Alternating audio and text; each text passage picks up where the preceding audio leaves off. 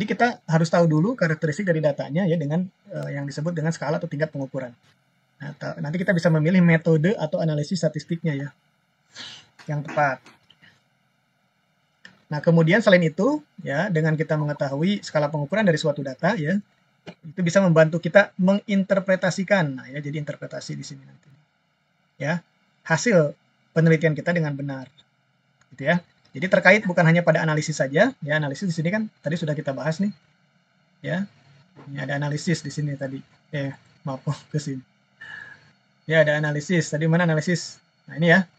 Ada analisis, ya kan? Ada interpretasi kan? Nah, ini berkaitan. Setelah analisis kita melakukan interpretasi. Gitu ya. Nah, untuk skala atau tingkat pengukuran dari data ya teman-teman, hanya ada 4 di sini ya. Berdasarkan kompleksitasnya dimulai dari skala pengukuran nominal ya. Jadi nanti kita akan tahu ada data nominal. Ini yang bentuk yang paling sederhana nih. Data nominal. Nanti ada skala pengukuran ordinal ya.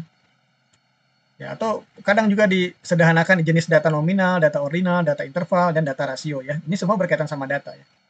Ini kompleksitas terkait dengan sifat ya dan karakteristiknya dari si skala pengukuran itu ya atau dari datanya gitu. Jadi ada 4 ini ya teman-teman ya. Yang paling bawah nominal, yang paling sederhana. Ini apa maksudnya sederhana dan kompleks itu nanti kita akan bahas. Baik.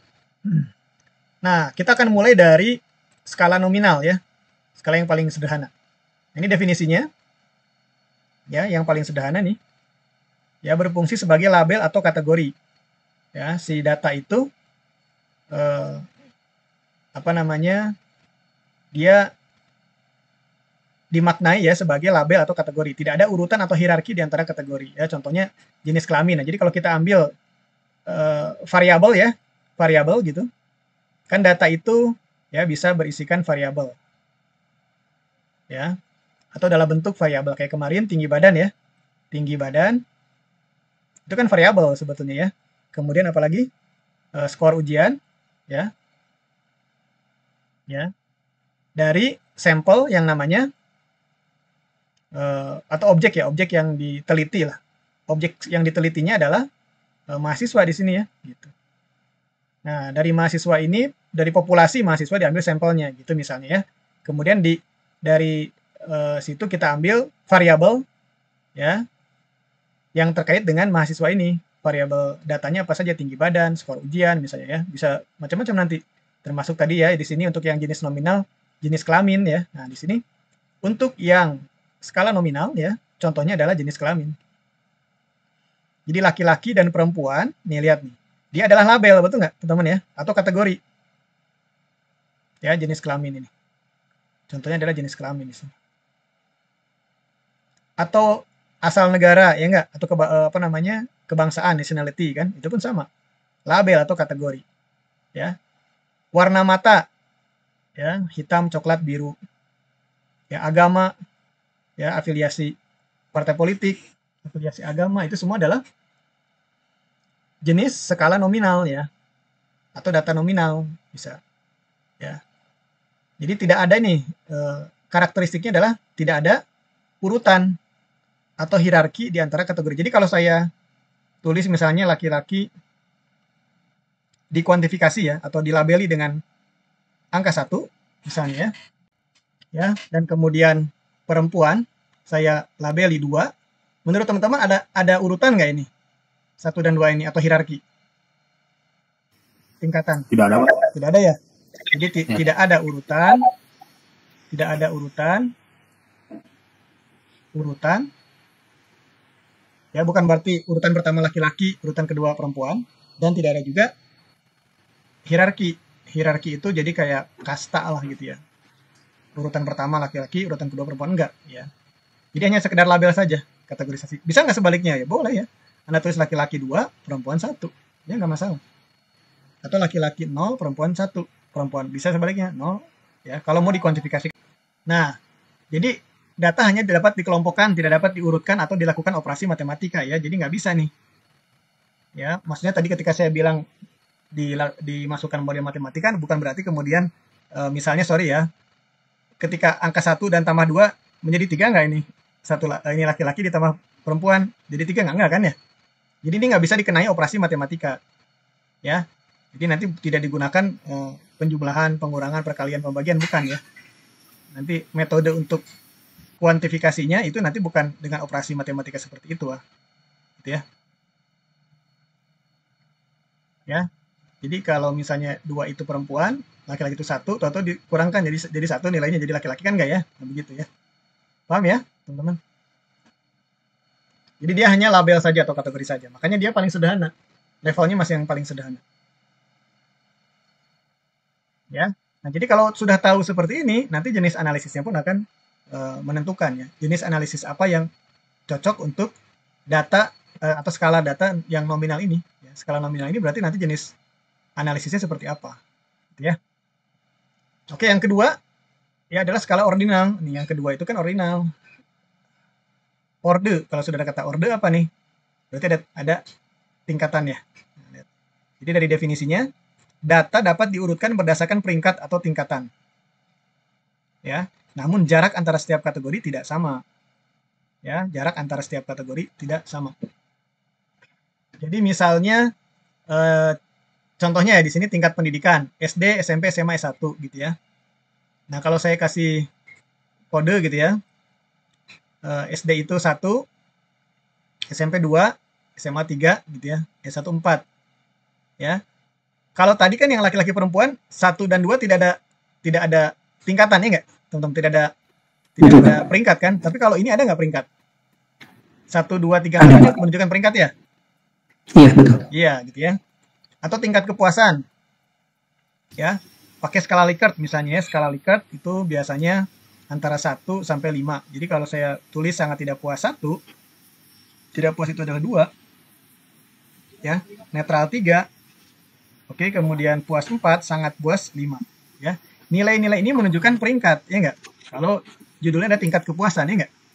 Tingkat kepuasan itu berarti ini menunjukkan hierarki. Ya. Oke. Nah, jadi urutan 1, 2, 3, 4 ini, ingat kalau yang tadi kan nggak ada urutan ya, laki-laki perempuan 1, 2 itu nggak ada urutan. Kalau ini urutan. Urutan apa? Peringkat, ya enggak? Urutan peringkat. Semakin besar, semakin tinggi tingkat pendidikannya.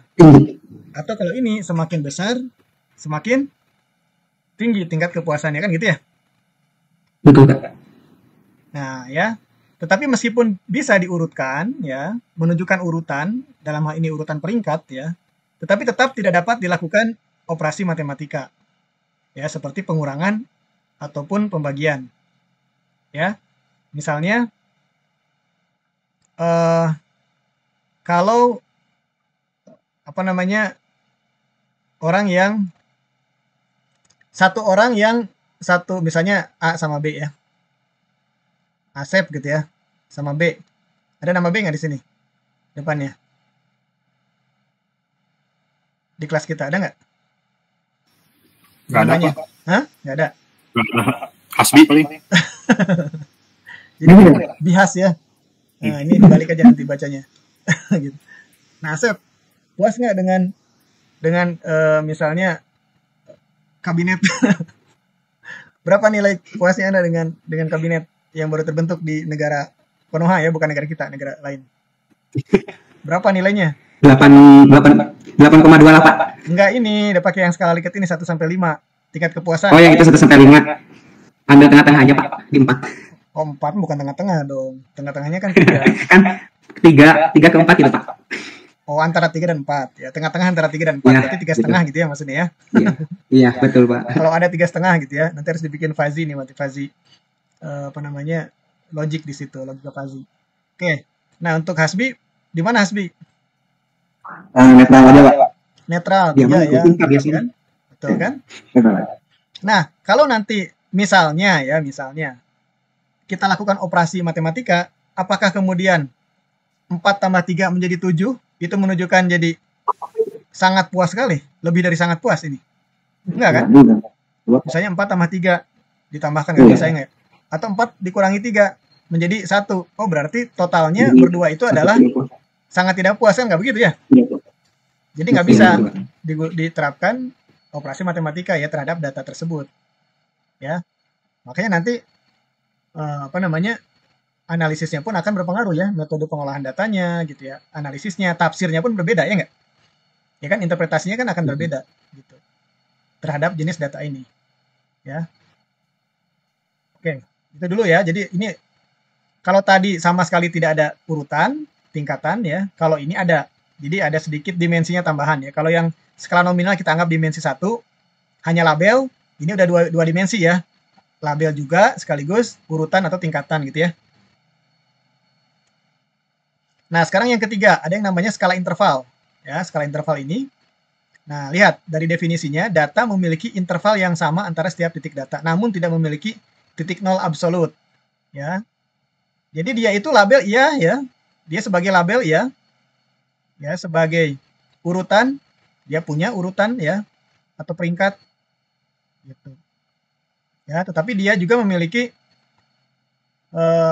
interval yang sama. Ini kalau interval yang sama itu kayak tadi ya. Nanti saya jelaskan apa bedanya ya. Nah, hanya bedanya dia tidak memiliki titik nol absolut. Nah, ini nanti pembeda ini untuk membedakan dengan yang skala yang paling tinggi nanti ya, si rasio ya. Nah, itu aja. Kalau yang ini untuk membedakan dengan skala ordinal dan nominal ya. Jadi ada interval yang sama antara setiap titik data. Nah, contohnya nanti saya jelaskan. Di sini kalau kita ambil contoh suhu ya, bisa dalam Celsius atau Fahrenheit ya, atau nilai IQ. Ya, misalnya suhu dalam Celsius ya. Sekarang suhu misalnya di Kota Bandung karena habis hujan misal gitu ya. Yang tadi sebelum hujannya 20 mungkin lebih ya. Sekarang misalnya 20 atau antara 15 sampai 20 lah. Itu ya, misal gitu ya, misal. Ya. Nah, misalnya ya teman-teman ya, misalnya kalau ya saya ambil contohnya di sini suhu ya, suhu misalnya suhu yang 15 derajat ini menurut teman-teman masuk kategori apa ya? Dingin apa? Apa nih? Dingin, Pak. Dingin, Pak. Ya, cukup dingin ya. Orang Bandung dingin. Ya, ya. Sangat malah, Pak. Nah, 15 derajat ya Celcius itu Anda anggap dingin lah. Interpretasi Anda ini adalah dingin. Ya. Kalau misalnya saya tambahkan ya, atau kurangi dulu lah, kurangi kan ini dingin ya deh. Jadi 10 derajat Celcius berarti kan berkurang berapa nih? Berkurang 5 ya. 10 derajat Celcius. Ini berarti suhunya gimana? Dingin banget, Pak. Sangat kan? dingin, Dingin Pak. sekali. Sangat dingin. Sangat dingin gitu. Betul. Ya. Nah, kalau misalnya saya naikkan suhunya, ya apa di ruangan ya, di kamar itu kita naikkanlah suhunya, naik turunkan. Ini plus 5 nih. Jadi 20 derajat. Ya kan? Ya, kalau ini kurang pas sebenarnya ini 20, 25 sama 15, tapi nggak apa-apa lah. Ya 20 derajat mungkin ada yang masih ngerasa dingin sih ya. Ya nggak? Betul. Ini harusnya saya bikinnya jangan 15, ini 20 aja lah. 20 tuh kalau buat saya dingin sih, AC ya kalau buat saya. Ada juga yang kayak anak saya nggak ngerasa dingin nih. Kalau saya udah ngerasa dingin. Nah, ini 25. Nah, gini aja deh, biar logikanya lebih masuk. Ya. 15 derajat kalau buat saya sangat dingin. Kalau buat saya AC ya, misalnya ini pakai konteksnya AC. Ya, sangat dingin nih. Ini jadi relatif ya, tapi nggak apa-apa. Ini dari contoh relatif kita pahami apa itu skala interval. Ya, dingin 20 derajat buat saya, dikurangi lagi 5 derajat buat saya sangat dingin. Ya. Kalau ditambah lagi 20 derajat ditambahkan 5 derajat, ya, buat saya ini jatuhnya jadi sejuk mungkin ya, jatuhnya ya. Gitu. Suhu paling aman, Pak. Ya, 25 itu saya rata-rata segitu. Kadang kalau ini 26 kadang-kadang ya. Nah, tergantung inilah. Nah, terus apa nih? Artinya teman-teman, ya,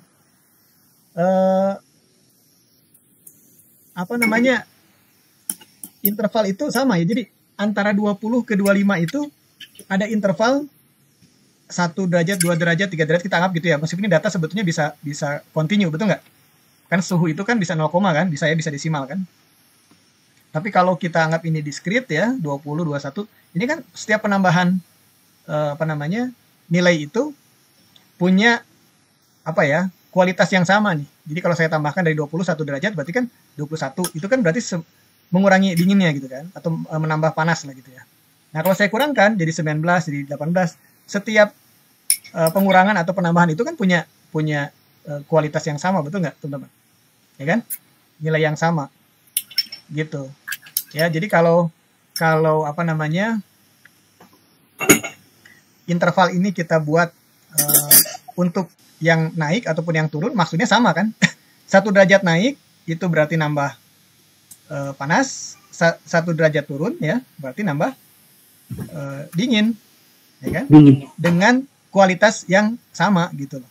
Penambahan panasnya ataupun pengurangan panasnya gitu. Oke. Nah, ini apa dampaknya? Dampaknya adalah si operasi matematika bisa digunakan. Jadi ya, 1 derajat itu. Jadi saya bisa tambahkan ya bahwa 21 derajat Celcius itu sama dengan 20 derajat Celcius ditambah 1 derajat Celcius, bisa ya? Ya nggak? Bisa. Atau 19 derajat Celcius sama dengan 20 derajat dikurangi 1 derajat Celcius. 1 derajat Celcius. Kan gitu ya? Sama ya? Ini 19 nih. Oh, kenapa? Ya, 19 derajat Celcius itu sama dengan 20 derajat Celcius dikurangi 1 derajat Celcius, gitu ya. Ya nggak?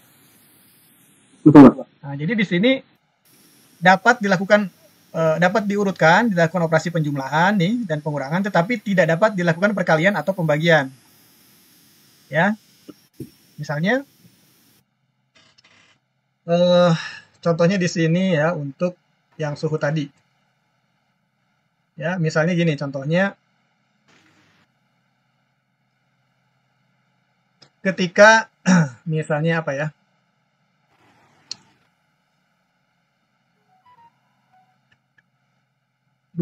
Hanya paling gampang gini aja sudah. Ya, ini paling gampang.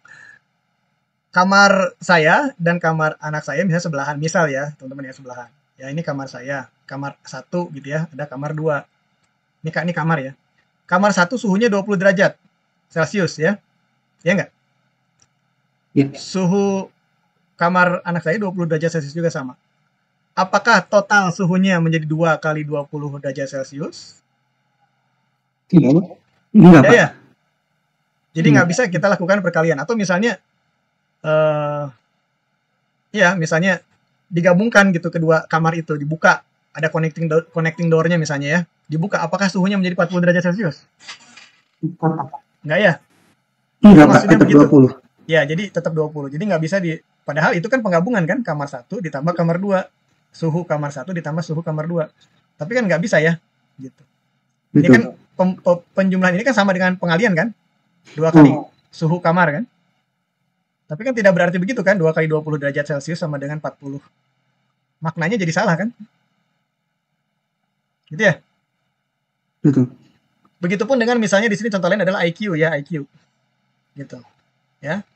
IQ itu kan misalnya taruhlah ada yang 120 mungkin ya. Di Indonesia katanya 85 ya rata-ratanya. Saya dapat dari mana tuh infonya? Ya. Rata-rata IQ Indonesia katanya segini. Ya, ini mungkin sampel ya, jadi X bar. Ya kan? Atau itu candaan, saya nggak tahu juga ya. 120 itu udah termasuk cerdas ya. Kalau 130-an ke atas mungkin sudah jenius. Nah, misal ya teman-teman ya, si A lagi mulu ya, X lah, X itu 120 IQ-nya. Ya, si Y itu jangan ya, X1, X2 gitu. Ya. Oke. Mereka berteman, bersahabat nih, X1 sama X2 ini. Yang satu IQ-nya 120, ya kan? Yang satunya lagi IQ-nya 100 gitu. Ya. Oke. Atau iya, atau biar gampang ini aja deh 100 dua-duanya ya. Gitu ya. Nah, ketika digabung nih mereka bekerja sama atau bagaimana, apakah kemudian IQ itu menjadi 200? Enggak ya? Teman-teman. Jadi 200 nggak ya? IQ berduanya menjadi IQ X1 dan X2. Digabung jadi 200 nggak IQ-nya? Nggak bisa ya? Nggak bisa, Pak. Nggak bisa ya. Gitu. Jadi nggak bisa itu apa namanya, menjadi ini kan jadi 2 kali IQ nggak bisa ya. Jadi kalaupun apa namanya, ini paham nggak teman-teman nih pengertiannya? Ya. Tetapi jika diartikan ini ada interval misalnya, ya tadi sama kayak suhu. ya. Pasti antara 100, nah tadi, nah ya. Ya 100 ditambah 1 atau tambah 10 jadi 110 IQ-nya gitu ya, IQ ini. Ini berarti harusnya dengan tambahan 10 dia harusnya semakin cerdas, ya nggak? Ya kan? Iya, Pak. Tapi jika dikurangi 10 maka ini artinya semakin turun kecerdasannya. Ini naik kecerdasannya gitu, dari 100 misalnya gitu ya.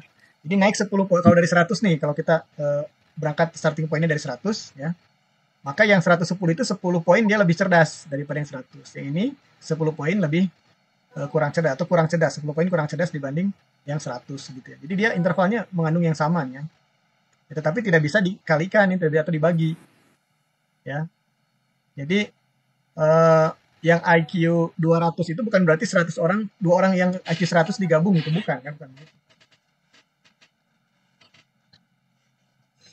Nah, kemudian tidak memiliki titik nol absolut. Nah, ini nanti kita bahas nih.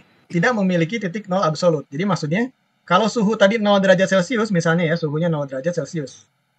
Apakah berarti kemudian tidak ada panas atau dingin di situ? 0 derajat Celcius tidak ada apa namanya? Intensitas dari si udara itu. Kalau 0 derajat Celcius. Bukan berarti tidak ada sama sekali suhunya kan ya nggak? Apakah sama dengan tidak ada suhu? Sama dengan tidak ada suhu berarti, Pak? Iya, kalau 0 derajat Celcius, apakah tidak ada suhu? Ya berarti tidak ada panas atau suhu berarti, Pak? Ya, saya tanya, kalau si termometer itu ya, itu mendeteksi 0 derajat Celcius berarti tidak ada suhu di situ. Suhunya nggak ada gitu. Ada, Pak. Ada sih, Pak. Ada. Ada. Nah, itu nilainya yang mana? Ya 0 ini. Ya. Tetapi maksudnya 0 di sini bukan 0 absolut, berarti artinya suhu itu tidak ada. Ya. Itu bukan seperti misalnya pendapatannya berapa? 0. Ada nggak pendapatannya dia? 0 rupiah. Ada. Hah? Tidak ada. Kalau 0 rupiah di tangan dia ada nggak sesuatu di situ? Atau di Nggak ada, dompetnya? Pak. Di dompetnya Pegang ada angin uang? dia, Pak. Nggak ada kan? Beda ya pengertiannya berarti kan? Kalau yang ini benar di dompetnya nggak ada, atau di tangannya dia nggak dapat apa-apa sama sekali, ya nggak? 0 rupiah kan? Ya nggak? Tapi kalau suhu, ketika disebut 0 derajat, suhunya ada, ya nggak? Malah dingin kan? Sangat dingin ya? Ya nggak? Betul, Pak. Sangat dingin sekali, titik beku kan? Malah beku, ya nggak?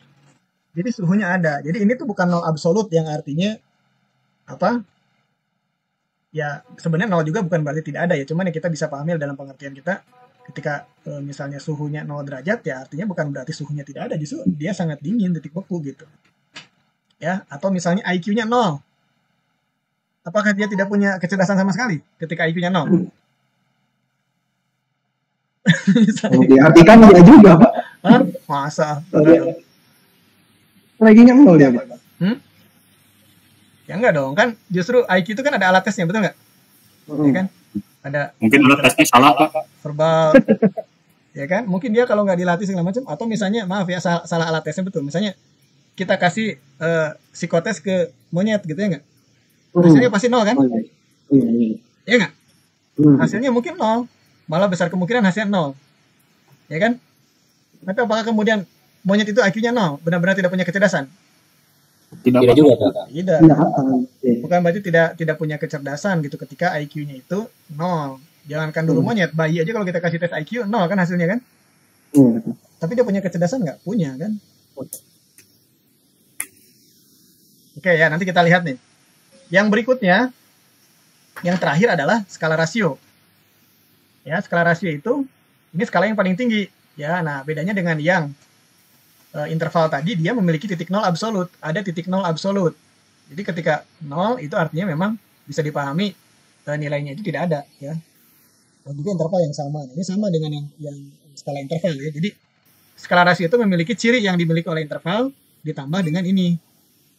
Ya, begitupun dengan yang interval, dia memiliki ciri yang dimiliki oleh yang sebelumnya, yaitu apa? Ordinal. Ya, ditambah dengan ini gitu ya.